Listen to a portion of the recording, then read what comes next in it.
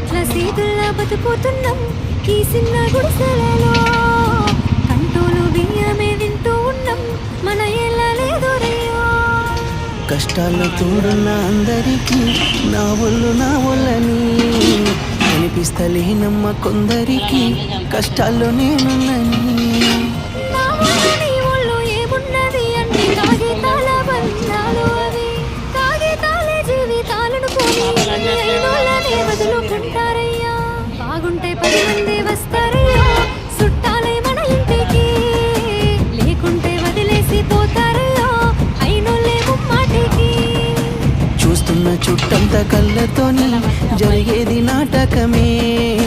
నా ఒళ్ళు మా ఒళ్ళు అనిపించేది చేత చెల్లేటి కాగితమే.